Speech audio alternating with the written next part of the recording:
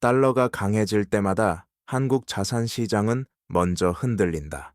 주식이 빠르게 식고 환율이 요동치며 부동산의 온기는 서서히 식어간다.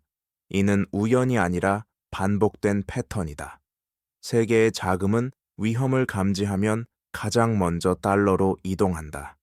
그 이동의 출발점에서 한국은 늘 전면에 놓인다. 개방된 금융구조 높은 대외 의존도 빠른 자본 이동성은 성장의 엔진이었지만 동시에 취약성의 문이기도 했다. 화면 속 숫자는 평온해 보인다. 기준금리는 점진적이고 물가는 관리되는 듯 보이며 유동성은 아직 마르지 않은 것처럼 보인다. 그러나 환율이 미세하게 위로 기울기 시작하는 순간 CDS 프리미엄이 조용히 반응한다. 외국인 자금의 발걸음이 늦춰지고 기업의 달러 부채는 무게를 더한다. 가계의 선택은 더 신중해지고 소비는 숨을 고른다. 위기는 늘 소음 없이 시작된다. 과거에도 그랬다. 달러 강세는 단순한 환율의 문제가 아니라 신뢰의 이동이다. 신뢰가 떠나면 가격은 먼저 흔들리고 심리는 뒤따라 무너진다. 이 다큐멘터리는 그 출발점에서 질문을 던진다. 왜 달러가 강해질 때 한국 자산이 먼저 반응하는가? 그리고 그 진동은 어떻게 우리의 일상까지 번져오는가? 위기의 징후는 언제나 명확한 경고음이 아니라 미세한 불균형으로 나타난다. 가장 먼저 움직이는 것은 환율이다.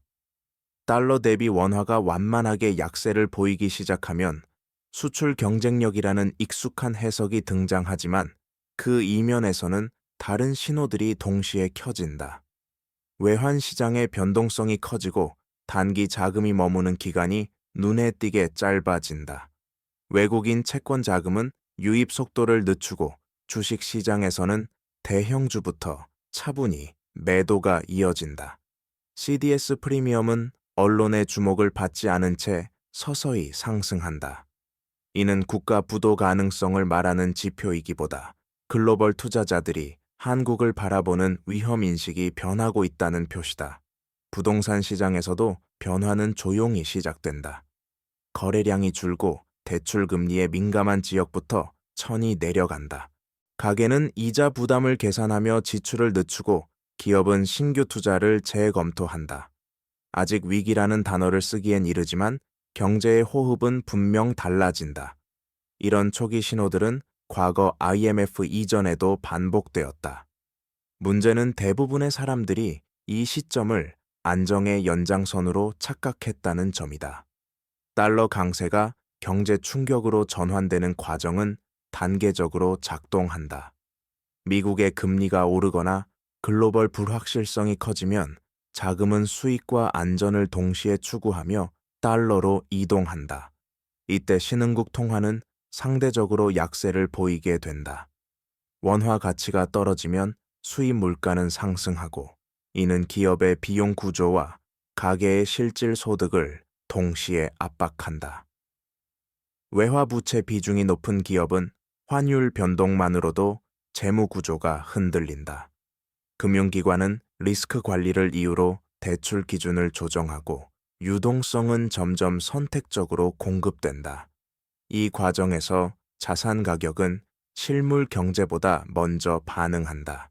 주식은 미래 이익의 할인율 변화를 즉시 반영하고 부동산은 금리와 신용의 영향을 지연되게 받는다. 중요한 것은 이 모든 흐름이 단절된 사건이 아니라 하나의 연결된 메커니즘이라는 점이다.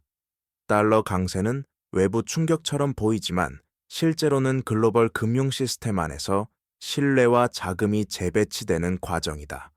그리고 그 재배치의 파동은 가장 먼저 개방된 시장, 즉 한국을 향해 밀려온다. 글로벌 사례를 보면 달러 강세가 어떻게 각국의 운명을 갈랐는지 분명해진다. 아르헨티나는 달러 부채에 대한 의존이 높았고 달러가 강해지자 통화 가치가 급락하며 인플레이션이 폭주했다. 금리를 올려 방어하려 했지만 유동성은 더 빠르게 말랐다. 그리스는 유로존이라는 틀 안에 있었지만 달러 강세와 글로벌 긴축 국면에서 자본 조달 비용이 급등하며 국가 신뢰가 붕괴되었다. 터키는 정치적 불확실성과 결합된 환율 방어 실패로 통화 가치가 급락했고, 가계와 기업의 달러 부채는 생활과 생산을 동시에 압박했다. 베네수엘라는 달러 접근이 막히는 순간 금융 시스템 자체가 기능을 잃었다. 이 사례들의 공통점은 외부 충격보다 내부 구조였다. 높은 외화 부채 취약한 재정 신뢰, 그리고 위기 초기에 대응할 수 있는 정책 여력의 부족이다. 달러 강세는 반가쇠였을 뿐 붕괴의 속도와 깊이는 각국의 준비 상태가 결정했다. 이 비교는 한국을 단순히 위험 국가로 보자는 것이 아니라 어떤 조건에서 충격이 증폭되는지를 이해하기 위한 것이다. 한국 경제에 미치는 영향은 단계별로 확산된다. 먼저, 금융시장에서 외국인 자금의 변동성이 커진다. 주식과 채권에서 자금이 빠져나가면 환율은 추가로 압박을 받고, 이는 다시 시장 심리를 흔든다. 기업은 원자재와 에너지 수입 비용 상승을 가격에 전가하려 하지만 소비 여력이 줄어든 가계는 이를 온전히 받아들이기 어렵다. 부동산 시장에서는 금리 상승과 대출 규제가 맞물리며 거래가 위축된다. 집값의 조정은 자산 효과를 약화시키고 소비를 둔화시킨다. CDS 프리미엄의 변화는 금융기관의 조달 비용에 반영되고, 이는 중소기업과 자영업자에게 먼저 전달된다. 일자리의 안정성은 흔들리고, 가계는 저축과 소비 사이에서 더 보수적인 선택을 하게 된다. 이 모든 과정은 숫자보다 삶으로 체감된다. 월급의 실질 가치는 줄고 대출 상환 부담은 늘어난다. 달러 강세는 추상적인 국제 금융 뉴스가 아니라 한국 경제의 가장 일상적인 영역까지 스며드는 구조적 압력이다. 정부와 중앙은행의 대응은 속도와 신뢰의 싸움이다. 기준금리 조정은 환율 방어와 경기 부담 사이에서 정교해야 한다. 금리를 올리면 자본 유출을 완화할 수 있지만 가계와 기업의 이자 부담은 즉각 커진다. 외환 보유액 운용은 시장에 안정 신호를 주는 수단이지만 무리한 개입은 오히려 의구심을 키운다. 중앙은행의 커뮤니케이션은 그래서 중요하다. 정책의 일관성과 데이터에 근거한 설명은 불확실성을 낮춘다. 재정 측면에서는 선별적 지원이 핵심이다. 유동성 경색이 실물로 번지기 전 취약 부문을 정확히 짚어 지원해야 한다. 무차별적 부양은 환율과 물가 압력을 키울 수 있다. 거시건전성 정책도 병행된다. 외화 유동성 규제 단기 차입 관리 금융기관 스트레스 테스트는 위기 확산을 늦추는 완충 장치다. 중요한 것은 대응의 총합이 신뢰를 회복하느냐는 점이다. 시장은 숫자보다 방향을 본다. 일관된 정책 신호가 유지될 때 달러 강세의 충격은 완화된다. 개인의 생존 전략은 거창하지 않다. 먼저 자신의 현금 흐름을 점검하는 것이다. 금리와 환율 변동에 취약한 부채 구조를 줄이고 상환 일정의 여유를 확보하는 것이 우선이다. 변동금리 비중이 높다면 위험을 인식해야 한다. 자산 배분에서는 유동성을 중시한다. 급변 국면에서는 현금과 단기 자산의 가치가 커진다. 해외 자산에 대한 접근은 분산의 수단이 될 수 있지만 환율 변동성까지 고려한 전략이어야 한다. 소비와 투자 결정은 한 박자 늦추는 것이 방어가 된다. 기업 종사자라면 산업의 환율 민감도를 이해해야 한다. 수입 의존도가 높은 업종과 내수 의존 업종의 충격은 다르다. 무엇보다 정보의 질이 중요하다. 자극적인 전망보다 지표의 방향을 본다. 환율 금리, CDS 유동성의 변화를 연결해 읽는 습관이 필요하다. 달러 강세의 국면에서 개인의 선택은 생존의 기술이 된다. 위기는 통제할 수 없지만 대응은 준비할 수 있다. 여운을 남기는 마무리는 아직 이르다. 왜냐하면 달러 강세의 충격은 단기 이벤트가 아니라 순환의 일부이기 때문이다. 미국의 통화 정책은 한 번의 결정으로 끝나지 않고 글로벌 자본은 늘 다음 출구를 계산한다. 한국 경제는 그 흐름을 피해갈 수 없는 위치에 있다. 그러나 과거와 달라진 점도 분명하다. 외환 보유액의 규모 금융 시스템의 투명성 위기 대응 경험은 IMF 이전과 비교할 수 없을 만큼 축적되었다. 문제는 구조다. 가계부채의 크기, 부동산 중심 자산 구조, 수출 의존적 성장 모델은 달러 강세 국면에서 반복적으로 시험대에 오른다. 이 시험은 특정 지표가 아니라 사회 전체의 선택을 묻는다. 성장과 안정 중 무엇을 우선할 것인가? 단기 충격을 감수하더라도 구조를 바꿀 의지가 있는가? 달러 강세는 외부 변수처럼 보이지만 실제로는 내부 결정을 비추는 거울이다. 그 거울 앞에서 우리는 매번 같은 질문을 받는다. 준비되어 있는가? 마지막으로 남는 것은 태도다. 경제는 예측의 영역이 아니라 대응의 영역에 가깝다. 위기를 정확히 맞히는 사람은 거의 없지만 위기에 대비한 사회는 존재한다. 달러 강세가 다시 찾아올 때 한국 자산 시장이 가장 먼저 흔들릴 가능성은 여전히 높다. 하지만 그 흔들림이 붕괴로 이어질지는 선택의 문제다. 정책은 신뢰를 쌓는 방향으로 가야 하고 시장은 과도한 낙관과 공포를 경계해야 한다. 개인은 자신의 재무 구조를 점검하며 변화에 적응해야 한다. 이 다큐멘터리가 던지고 싶은 메시지는 단순하다. 달러가 강해지는 이유를 이해하는 순간 우리는 이미 절반의 대응을 시작한 것이다. 숫자 뒤에 숨은 구조를 읽을 수 있을 때 환율의 진동은 공포가 아니라 신호가 된다. 경제는 멀리 있는 이야기가 아니다. 달러의 움직임은 결국 우리의 월급집 선택으로 이어진다. 그 연결고리를 이해하는 것이 불확실한 시대를 버티는 가장 현실적인 힘이다. 달러 강세 국면에서 자주 간과되는 변수는 유동성의 성격 변화다.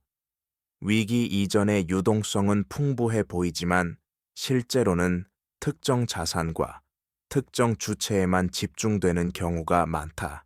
글로벌 자금이 위험을 회피하기 시작하면 이 유동성은 한순간에 증발한 것처럼 보인다. 한국의 금융시장은 깊고 빠르다. 이 장점은 평시에는 효율로 작동하지만 불안 국면에서는 변동성을 증폭시킨다. 단기 자금의 이동이 빨라질수록 가격은 과잉 반응한다. 주식시장의 급락 채권 금리의 급등 환율의 급변은 실물보다 먼저 나타난다. 이때 중요한 것은 금융 시스템이 신용을 얼마나 원활히 중개하느냐다. 은행 간 자금 시장이 경색되면 기업의 운전 자금은 즉각 영향을 받는다.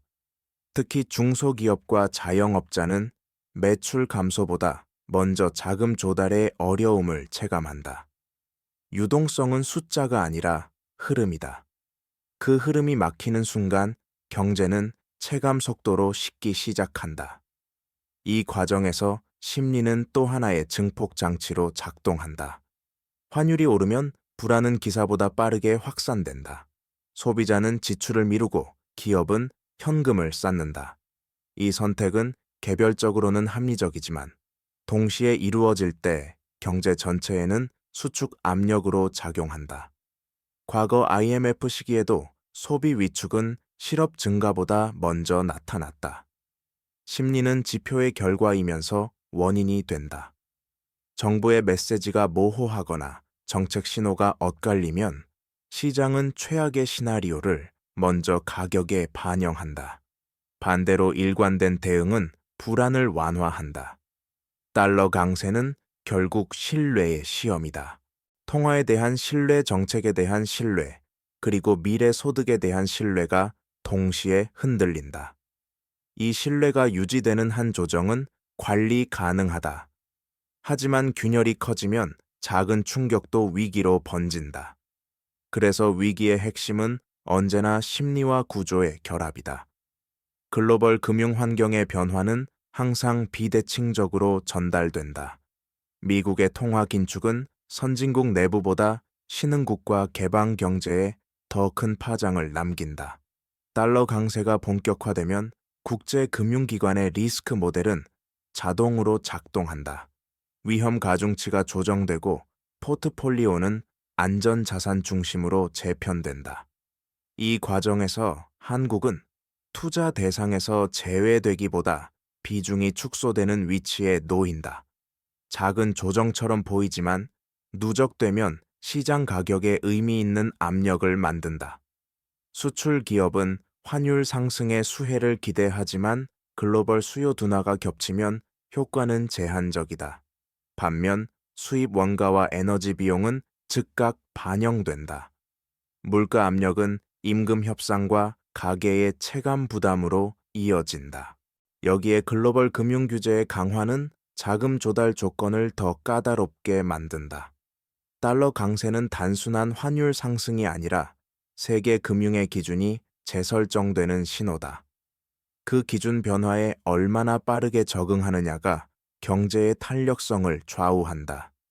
한국 자산시장의 반응을 이해하려면 구조적 특성을 직시해야 한다. 주식시장은 외국인 비중이 높고 채권시장은 글로벌 금리와의 연동성이 크다. 부동산은 가계 부채와 깊게 연결되어 있어 금리 변화에 민감하다. 이 세 축은 달러 강세 국면에서 동시에 압박을 받는다. 환율 상승은 외국인 투자자의 환차손 우려를 키우고 이는 매도 압력으로 이어진다. 금리 상승은 채권 가격을 낮추고 부동산의 기대 수익률을 재계산하게 만든다. 가계는 자산 가치 하락과 이자 부담 증가를 동시에 마주한다.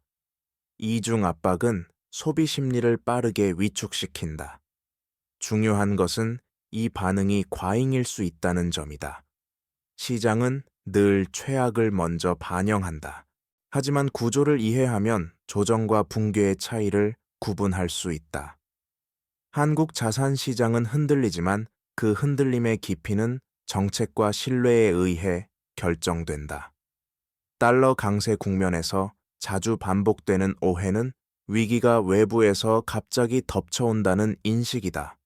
그러나 실제로는 내부에 축적된 취약성이 외부 충격을 만나 증폭되는 경우가 대부분이다. 가계 부채가 빠르게 늘어난 시기에는 자산 가격 상승이 위험을 가린다. 금리가 낮을 때는 상환 부담이 체감되지 않지만 달러 강세와 함께 금리가 오르면 구조의 약점이 드러난다. 기업 역시 마찬가지다. 수익성보다 차입을 통해 성장해온 기업일수록 환율과 금리 변화에 취약하다. 이때 시장은 개별 기업의 체력보다 산업 전체를 묶어 평가한다. 건전한 기업도 함께 할인된다. 이런 집단적 조정은 실물보다 빠르고 강하다. 문제는 시간이 지나며 이 조정이 고용과 투자로 옮겨간다는 점이다. 달러 강세는 단기 충격처럼 보이지만 그 여파는 중기적으로 누적된다. 그래서 위기의 본질은 타이밍이 아니라 구조다. 구조가 견고하면 충격은 조정으로 끝나고 취약하면 위기로 이어진다. 이 지점에서 과거 IMF 경험은 여전히 중요한 교훈을 남긴다. 당시 위기의 직접적 원인은 외환 부족이었지만 근본에는 과도한 차익과 불투명한 금융 구조가 있었다. 달러가 부족해지자 신뢰는 한순간에 사라졌고 시장은 스스로 출구를 봉쇄했다. 오늘의 한국은 그때와 다르다. 외환 보유액은 충분하고 금융정보의 투명성도 높아졌다. 그러나 다른 형태의 위험은 존재한다. 가계 부채의 규모 부동산 가격에 대한 기대 글로벌 자본에 대한 의존이다. 달러 강세는 이 취약성을 하나씩 시험한다. 이 시험은 붕괴를 예고하기보다 점수를 매기는 과정에 가깝다. 어떤 부문은 버티고 어떤 부문은 흔들린다. 중요한 것은 시험 결과를 부정하지 않는 태도다. 문제를 인정하고 조정하는 사회는 충격을 흡수한다. 반대로 안정을 전제로 한 낙관은 작은 균열을 키운다. 달러 강세는 다시 한번 한국 경제의 체질을 묻고 있다. 글로벌 자본의 시선에서 한국은 항상 중간 지대에 위치해 왔다. 완전한 안전 자산도 아니고 고위험 신흥국도 아니다. 이 애매한 위치는 평상시에는 자금 유입의 장점으로 작용하지만 달러 강세 국면에서는 가장 먼저 조정 대상이 된다. 포트폴리오 재편 과정에서 투자자는 위험을 줄이되 완전히 시장을 떠나지는 않는다. 그 결과 비중 축소라는 선택이 반복된다. 이 비중 축소는 급격한 붕괴가 아니라 지속적인 압박으로 나타난다. 주가는 서서히 낮아지고 환율은 고점을 높이며 금리는 하방 경직성을 갖는다. 이 과정에서 정책 여력의 중요성이 드러난다. 재정과 통화 정책이 동시에 제한될수록 시장의 불안은 길어진다. 반대로 여력이 남아있다는 신호는 조정을 관리 가능한 수준으로 묶는다. 달러 강세는 한국 경제의 외부 위치를 다시 확인시키는 시험대다. 우리는 어느 범주에 속하는가? 그 답은 수치가 아니라 대응의 질로 결정된다. 산업별로 보면 달러 강세의 영향은 균등하지 않다. 수출 비중이 높은 대기업은 환율 상승의 일부 혜택을 누릴 수 있지만 원자재와 중간재를 수입에 의존하는 구조라면 비용 압박이 동시에 발생한다. 내수 중심 산업은 소비 둔화의 직격탄을 맞는다. 특히 서비스업과 자영업은 금융 조건 변화에 취약하다. 금리 상승은 매출 감소보다 먼저 비용을 늘린다. 고용시장도 지연 반응을 보인다. 기업은 즉각 해고하지 않지만 신규 채용을 줄이고 임금 인상을 늦춘다. 이 미세한 조정이 누적되면 체감 경기는 급격히 나빠진다. 달러 강세는 산업 간 격차를 확대하는 역할을 한다. 회복력이 있는 부문과 그렇지 못한 부문이 분리된다. 이 분리는 사회적 긴장으로 이어질 수 있다. 그래서 것이 지표만으로 상황을 판단하는 것은 충분하지 않다. 달러 강세의 진짜 영향은 산업과 계층을 가로질러 다르게 나타난다. 이를 이해하는 것이 정책과 개인 선택 모두에서 중요해진다. 금융시장의 조정이 길어질수록 정책의 미세 조정은 더 중요해진다. 환율 안정만을 목표로 한 당이 처방은 자칫 실물에 부담을 전가할 수 있다. 반대로 경기만을 고려한 완화는 자본 유출을 자극한다. 이 균형의 문제는 단순한 선택이 아니라 조합의 문제다. 외환 시장의 과도한 변동성은 완화하되 가격 신호 자체를 왜곡하지 않는 접근이 요구된다. 재정 정책은 속도보다 정확성이 관건이다. 피해가 집중되는 계층과 산업을 선별해 지원하지 않으면 유동성은 다시 자산 가격으로 흘러들어간다. 금융 규제의 역할도 재평가된다. 평시의 규제는 비용처럼 보이지만 위기 국면에서는 안전판으로 작동한다. 스트레스 테스트와 외화 유동성 관리의 결과를 투명하게 공개하는 것은 불안을 낮춘다. 시장은 모든 것을 알 필요는 없지만 방향은 알아야 한다. 달러 강세의 국면에서 정책은 결과를 약속하기보다 과정의 신뢰를 쌓아야 한다. 그 신뢰가 유지될 때 조정은 질서 있게 진행된다. 개인의 선택은 것이 흐름 속에서도 차이를 만든다. 위기 국면에서 가장 흔한 실수는 과거의 평균을 기준으로 미래를 판단하는 것이다. 달러 강세는 환경을 바꾼다. 같은 소득 같은 자산이라도 위험의 성격이 달라진다. 이때 필요한 것은 속도가 아니라 점검이다. 부채의 만기와 금리 구조를 다시 보고 소득의 안정성을 현실적으로 평가한다. 투자에서는 수익률보다 변동성을 먼저 본다. 큰 기회를 노리기보다 손실을 제한하는 전략이 생존 확률을 높인다. 직장과 사업에서도 마찬가지다. 외부 충격에 덜 민감한 역할과 시장을 고민해야 한다. 정보 소비의 태도도 중요하다. 자극적인 전망은 행동을 왜곡한다. 지표의 추세와 정책의 방향을 연결해 읽는 습관이 필요하다. 달러 강세는 선택을 강요한다. 준비된 선택은 불안을 줄이고 충동적인 선택은 비용을 남긴다. 결국 위기의 시간은 각자의 의사결정이 쌓여 결과를 만든다. 달러 강세의 국면이 길어질수록 자주 등장하는 질문은 회복의 신호가 무엇이냐는 것이다. 많은 사람들은 환율의 하락이나 주가 반등을 기대하지만 진짜 신호는 그보다 앞에 있다. 외환 시장의 변동성이 줄고 단기 자금의 체류 기간이 길어지기 시작할 때 위험 인식은 완화된다. CDS 프리미엄이 안정되고 기업의 외화 조달 비용이 정점을 찍은 뒤 내려오면 신뢰는 서서히 복원된다. 이 과정은 조용하다. 뉴스의 헤드라인이 바뀌기 전에 지표의 관계가 먼저 달라진다. 소비와 투자는 바로 회복되지 않는다. 사람들은 확인을 원한다. 그래서 회복은 늘 위기보다 느리다. 중요한 것은 이 시기에 성급한 판단을 피하는 것이다. 반등의 초입은 변동성이 크다. 달러 강세가 완화되는 순간에도 글로벌 자본은 다시 시험한다. 한국 경제의 회복력은 이 시험을 통과하며 증명된다. 위기의 끝은 선언으로 오지 않는다. 조정이 일상으로 돌아갈 때 그때 비로소 국면은 바뀐다. 결국 달러 강세는 한국 경제에 반복되는 질문을 던진다. 우리는 외부 충격을 얼마나 흡수할 수 있는 구조를 갖고 있는가? 자산과 부채의 균형은 지속 가능한가? 정책은 신뢰를 축적해 왔는가? 이 질문은 한 번의 답으로 끝나지 않는다. 매 사이클마다 다시 묻는다.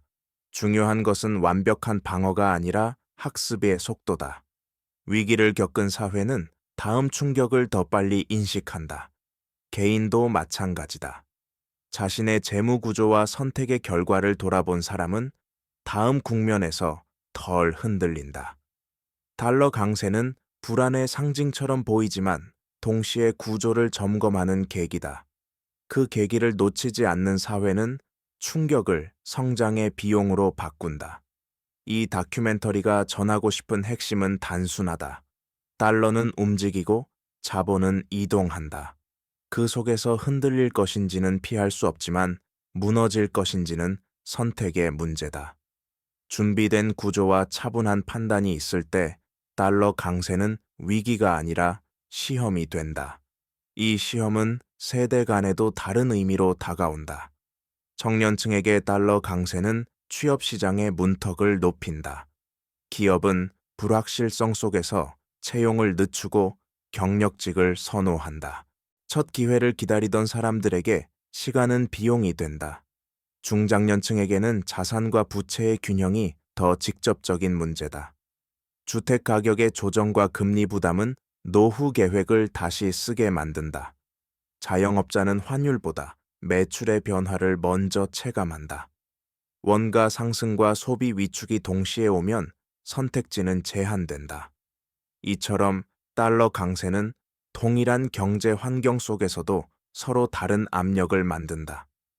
그래서 정책의 설계는 평균이 아니라 분포를 봐야 한다. 어떤 집단이 먼저 흔들리는지, 그 흔들림이 다른 계층으로 어떻게 전파되는지를 읽어야 한다. 개인 역시 자신의 위치를 정확히 인식해야 한다. 모두에게 같은 해법은 없다. 달러 강세의 시대에 필요한 것은 각자의 조건에 맞는 현실적인 판단이다. 국제 질서의 변화, 또한 달러 강세를 일시적 현상으로만 볼 수 없게 만든다. 글로벌 공급망의 재편 지정학적 긴장 에너지와 식량 안보의 문제는 자본의 이동 경로를 바꾼다. 불확실성이 상수가 된 환경에서 달러의 역할은 더 강화된다. 이는 한국 경제의 구조적 숙제를 남긴다. 외환 안정만으로는 충분하지 않다. 산업 경쟁력 내수의 탄탄함 금융 시스템의 신뢰가 함께 작동해야 한다. 달러 강세는 이 세 요소가 동시에 시험받는 국면이다. 당이 대응에만 집중하면 장기 취약성은 남는다. 반대로 구조 개선만을 말하며 당장의 충격을 방치하면 사회적 비용은 커진다. 균형은 어렵지만 피할 수 없다. 이 국면을 어떻게 통과하느냐에 따라 다음 사이클의 출발점이 달라진다.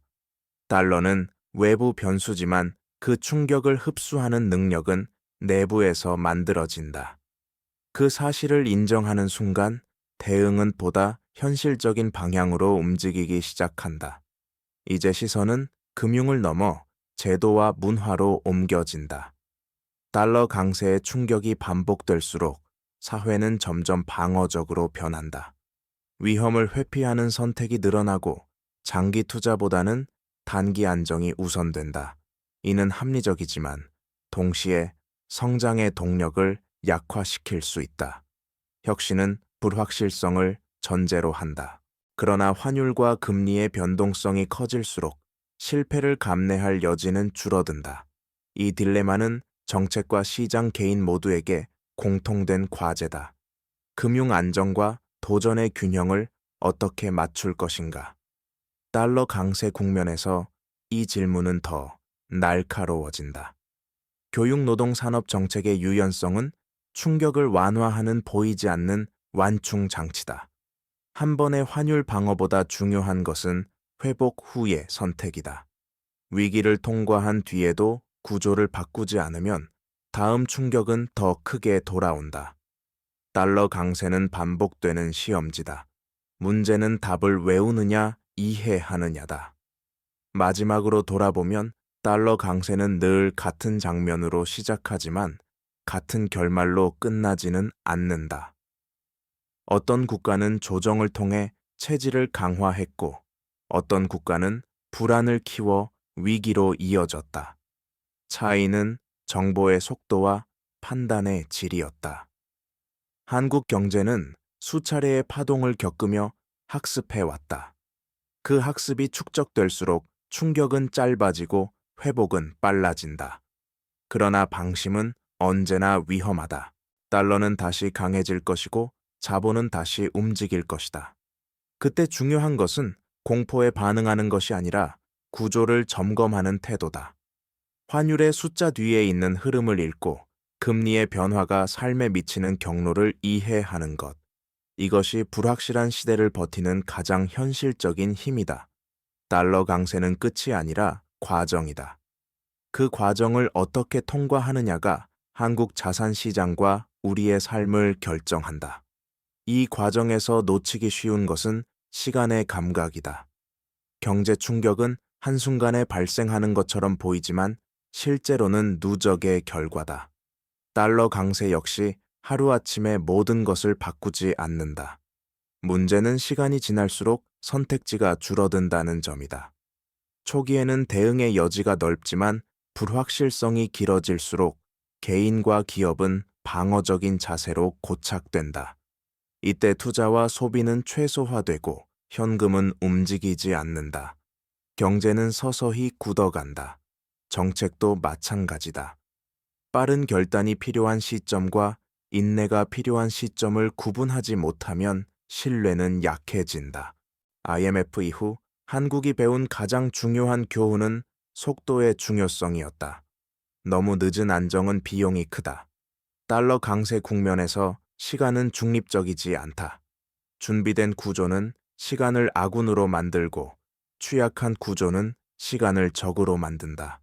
그래서 위기의 관리란 결국 시간 관리다. 언제 개입하고 언제 물러설 것인가. 그 판단이 충격의 깊이를 결정한다. 이제 남은 질문은 단순하다. 다음 달러 강세 국면에서 우리는 무엇을 다르게 할 수 있는가? 답은 새로운 기술이나 비밀스러운 해법이 아니다. 이미 드러난 구조를 인정하고 불편한 선택을 미루지 않는 태도다.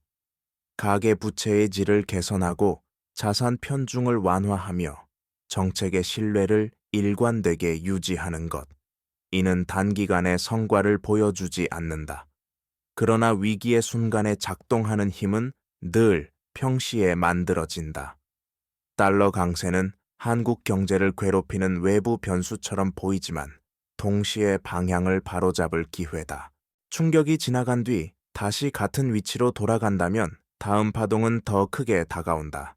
반대로 이번 국면을 통해 구조를 조금이라도 바꿀 수 있다면 흔들림은 줄어든다. 경제는 선택의 기록이다. 달러가 강해질 때마다 그 기록은 다시 쓰인다. 그리고 그 기록의 결과는 숫자가 아니라 삶으로 남는다. 이 다큐멘터리가 여기까지 따라온 이유는 단순한 경고를 남기기 위함이 아니다. 달러 강세라는 반복되는 현상을 통해 한국 경제가 어떤 방식으로 작동하는지, 그리고 그 구조가 개인의 삶과 어떻게 맞물리는지를 끝까지 보여주기 위함이다. 환율은 금융 뉴스의 숫자로 끝나지 않는다. 그것은 임금 협상의 여지 대출 상환의 속도, 자영업자의 하루 매출 청년의 첫 직장 선택에까지 연결된다. 그래서 달러 강세를 이해한다는 것은 국제금융을 공부하는 일이 아니라 자신의 삶이 어떤 구조 위에 놓여 있는지를 인식하는 일에 가깝다. 위기의 순간에 중요한 것은 공포를 줄이는 정보다. 그리고 그 정보는 방향성을 제공해야 한다. 무엇이 통제 가능하고 무엇이 통제 불가능한지 구분할 수 있을 때 선택은 차분해진다. 달러는 우리가 바꿀 수 없지만 대응의 방식은 바꿀 수 있다. 그 차이가 위기를 견디는 힘을 만든다. 마지막에 남는 것은 책임의 문제다. 위기는 특정 집단의 실패로만 설명되지 않는다. 구조는 오랜 시간 축적된 선택의 결과다. 정부, 기업, 금융기관, 개인 모두가 그 구조의 일부다. 달러 강세가 올 때마다 같은 질문이 반복되는 이유도 여기에 있다.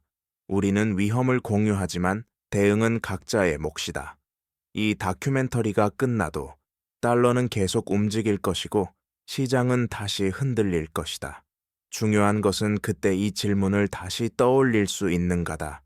지금의 구조는 충격을 견딜 수 있는가? 그리고 나는 그 구조 안에서 어떤 위치에 있는가? 경제를 이해하는 일은 불안을 없애기보다 불안을 다루는 능력을 키우는 일이다. 달러 강세는 피할 수 없는 파도다. 그러나 파도를 읽을 수 있다면 우리는 휩쓸리기보다 균형을 잡을 수 있다. 이제 이야기는 끝을 향한다. 그러나 질문은 끝나지 않는다. 달러 강세는 언젠가 약세로 돌아설 것이고 시장은 다시 안정을 말할 것이다. 그 순간이 오면 우리는 또다시 안도할 가능성이 크다. 바로 그 지점이 가장 위험하다. 위기는 항상 잊혀질 때 다시 자란다. 이 다큐멘터리가 남기고 싶은 마지막 메시지는 경계다. 공포의 경계가 아니라 망각의 경계다. 환율이 안정되고 자산 가격이 회복될 때 구조를 점검하고 선택을 바꾸는 사회는 다음 충격을 견딘다. 그렇지 않은 사회는 같은 질문 앞에 다시 서게 된다. 달러 강세는 한국 자산 시장을 먼저 흔들지만 그 흔들림의 결과는 미리 정해져 있지 않다. 정책의 신뢰, 시장의 절제, 개인의 준비가 만나면 충격은 관리된다. 경제는 예언이 아니라 기록이다. 우리가 어떤 선택을 했는지가 숫자가 되어 남는다. 달러가 다시 강해질 때 이 기록이 우리를 지켜줄 수 있을지. 그 답은 지금 이 순간에도 쓰이고 있다.